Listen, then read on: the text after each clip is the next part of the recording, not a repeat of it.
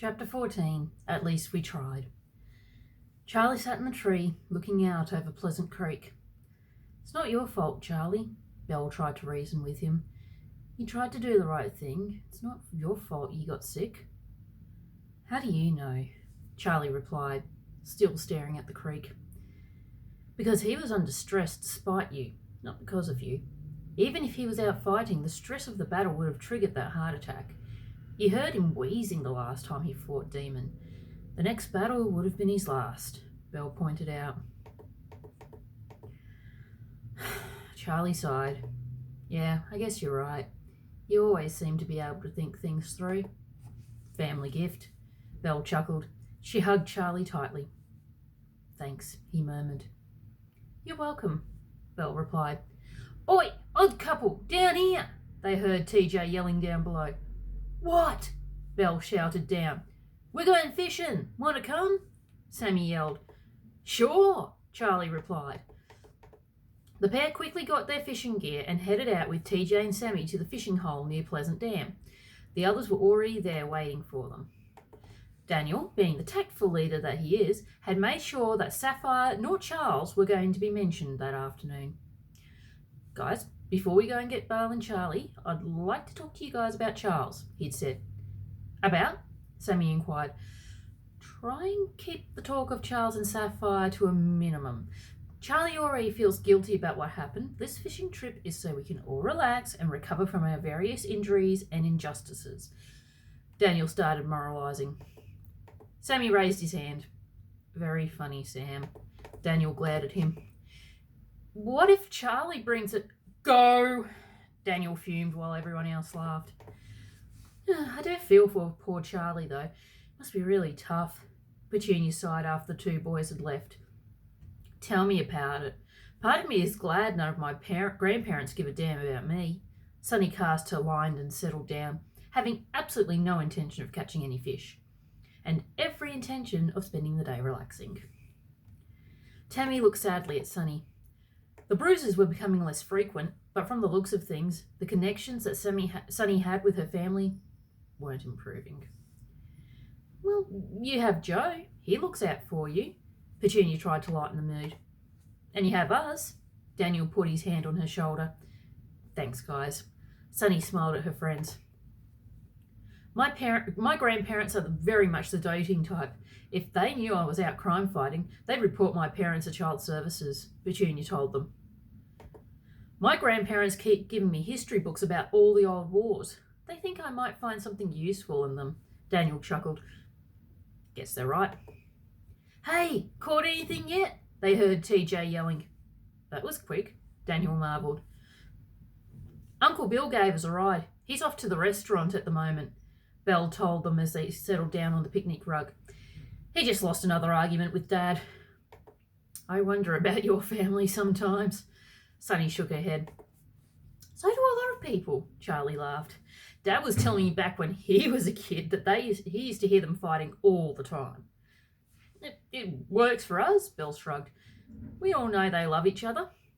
And that's what counts, Petunia smiled. God, this is getting too sappy. Can we just move on to the fish now? TJ complained. Oh, doesn't TJ want to admit he loves his mummy and daddy? Sunny teased. Rack off, TJ snapped. Touchy, Daniel laughed. The two boys started wrestling, soon joined by Charlie and Sammy while the girls laughed. The sun was shining, the birds were singing, the fish were biting, and soon the friends were starting to pull in a good haul. Oh, Uncle Bill will be pleased, Belle grinned as the icebox steadily filled up. Is he going to be able to use it all? Sammy asked, throwing back a small fish that would have been illegal to eat. Yep, business is booming at the moment, especially with the crime rate dropping. People are more likely to leave their homes to go out to dinner nowadays, Belle replied. It's great to know we've helped make this city just a little bit better. Daniel stretched himself out. You're not going to get all sappy again, are you? TJ groaned, lifting a rather large fish into the icebox.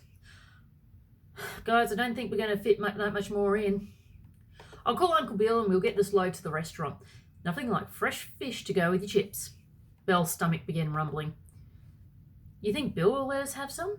Sammy looked hopefully at the catch. He'll have to, won't he? Petunia was also starting to water at the mouth.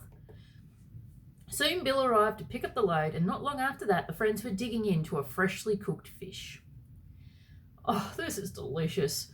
Sunny wolfed down another mouthful of her fish stir-fry. Oh, this is unbelievable. Petunia helped herself to another fish ball. Sammy and Tammy were content with their fish and chips, battered and crumbed respectively, while Daniel, Charlie and TJ enjoyed their fish in a spaghetti marinara. Belle was making her way through a fish salad. Wouldn't be right to sell all these fish and not let you guys have some. Bill looked out the kitchen and smiled at the feasting heroes. Already people were starting to forward in, tempted by the delicious smells and the sight of the food. The sun was setting over Lake Pleasant, and the whole atmosphere was brilliant. Charlie looked around the table. He wished his grandfather were there with them. Every time he'd been to visit the old man in the past week, the conversation had been frosty at best. Charles Howsett didn't have much time left. The children had just finished their meal and were about to start thinking about dessert when the sirens started. On a Saturday? Sunny groaned. She'd been looking forward to some cheesecake to wash down the fish with. Okay, let's just discreetly get out of here, Daniel advised. They all thanked Bill for the meal and hurried out of the back door to get changed into their gear. Now, like Master Revolver, Mobster Marion thought it was a great idea to have a celebration when she got released from jail. Her celebration, however, had been a little bit more legal. A nice party in a gated mansion hurt no one. Well, until the Death Valley gang arrived and All Out War had started, but, that's what happens. Okay, look, so let's just concentrate on getting people out of here, Giggles said to Chuckles. Right, Chuckles nodded. He ducked underneath a barrage of bullets heading towards a nearby home, while Giggles helped a family out the top-story window of their house. They took them to the end of a nearby cul-de-sac where they would be safe, and where Lady Luck could look them over for any injuries. The heroes were going okay until Mobster Marion sent out her bayonet squadron. It was a lot more difficult for the heroes to go unnoticed, especially when both Mobster Marion and Master Revolver declared them targets as well. Why did we get involved in this? Sir Dark yelped as he dodged another bullet. Because innocent lives and nobility, and because we're freaking insane? Sir Lionheart replied, nearly getting skewered with a bayonet. How many people are left? There's too many. Sir Hyper ran screaming from one of the bayonets, while Lady Courage tried fighting fire with fire. She was taking on 2 gangsters. Oh gosh, this is insane. I've seen skirmishes between the DVG and the mob before, but this is a lot beyond that. Giggles hid with Chuckles behind a house. Do you think that has anything to do with that mobster helicopter saving Revolver last week? Chuckles asked. It could do. Maybe Revolver took it as an insult, Giggles replied, sticking her head out to check what was going on. She fired the Lucky 7 gun at the feet of a few goons, trying to get them away from Lady Courage and Sir Hyper. Oh, gosh, this is way out of our league, Sir Hyper yelped as he hid with the others. Where are Sir Lionheart and Sir Dark? Lady Courage asked frantically. Oh, gosh, they're over there with those people. They can't get out of the cul-de-sac without getting them killed. Giggles groaned. We could provide a distraction, Chuckles piped up. No, Giggles flattered his suggestion. We'd get killed instantly, and then those poor innocents would get polished off. There simply would not be enough time. Yeah, but if they got distracted, then we got to try, Chuckles pointed out. Well, isn't this a mess? Said a booming voice that caused a temporary lull in the battle. Come on! Chuckles grabbed Giggles, who was furious.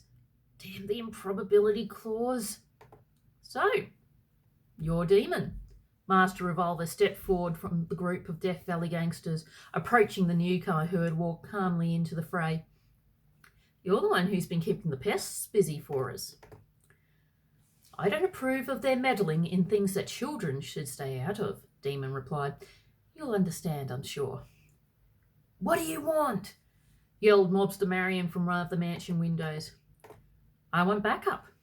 I want to know that I can count on 2 of the most powerful fighting forces in Pleasantville to back me when I take on the Pleasantville Council, Demon stated. Yeah, whatever, mate. Master Revolver rolled his eyes. Get lost, freak. Do not mess with me, Revolver. I will kill you if I must, Demon warned. Yeah, I'd like to see you try. Master Revolver smirked, snapping his fingers. 4 of the Death Valley gangsters surrounded him, protecting their master. Demon smiled his sick smile. Meanwhile, thanks to the distraction, the heroes had almost gotten the last of the unintended hostages out of the danger area and back to Lady Luck. Almost there, everyone. Keep moving, Sir Lionheart hissed, trying to keep the small crowd inconspicuous. Don't you, me, show some respect for the most feared criminal in the city, Master Revolver growled. Loud laughter was heard from the mansion. Mobster Marion couldn't help herself after hearing that last declaration. Shut up, Marion, Master Revolver barked. Meanwhile, the plan had worked.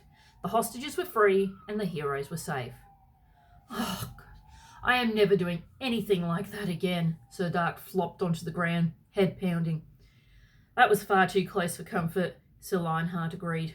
If it wasn't for the improbability clause, we'd be in huge trouble. Giggles pouted. Yeah, Chuckles wiped his brow. He looked back towards where the battle had been. Oh no! Sapphire had arrived and was standing close to where the battle had been. Oh, good God. Grandpa, no, you've just recovered from your heart attack, Chuckles groaned. He ran towards the old man, who was heading towards the battle armed with 2 small knives. Giggles ran after them, trying to get the backpack to work. She pulled out the Lucky 7 gun, hoping she wouldn't have to use it. Well, look who else has arrived. Hello, Sapphire, Demon sneered as the old hero walked steadily towards them. Grandpa, no, what are you doing? Chuckles screamed. So that's why the rat has your arm thingies. Demon looked down his nose at Chuckles. Master Revolver backed off. He didn't want any part of this battle. He'd done what he wanted to do, and that was to put the mobsters of Miss Neach on notice. I'll settle with you later, Marion, he roared. Up yours too, Sunshine, was the polite reply. Have fun with the old man, Master Revolver sneered at Demon before taking his small army and leaving. Sapphire attacked first, but the heart attack plus his bad hips slowed him down significantly. Demon dodged far too easily and shoved Sapphire to the ground. Grandpa! Screamed Chuckles, but it was far too late. Demon stomped on one of Sapphire's frail wrists, breaking it easily. With the knife that had come loose from the old man's hand, he stabbed his prey squarely in the chest. Oh, finally, the backpack was going to behave. Giggles flew furiously towards Demon, ready to belt the living daylights out of the man. Demon ducked her first swoop before throwing his boomerang after her. It clipped her arm, but she couldn't feel the pain over her fury. One boot to the chest had him sprawled on the ground. Realising that fighting Chuckles and Giggles alone was a bad idea, Demon quickly set off one of his smoke bombs and escaped. Grandpa! Chuckles was still screaming. He fell to his knees next to his beloved grandfather. What was the point? What was the freaking point? Sapphire looked up at his grandson. At least we were willing to try. The howls of pain from his devastated grandson echoed hauntingly throughout the night. Thank you for listening to this chapter. I actually got a little bit of hate when I first published this chapter on Blogger. I think I still get hate for it. Yeah, if you're not too devastated, like and subscribe. Please keep the nasty comments to a minimum. I didn't kill Sapphire, Demon did. Be sure to check out www.chucklesandgiggles.com, and I will see you in the next video. Ta-ta!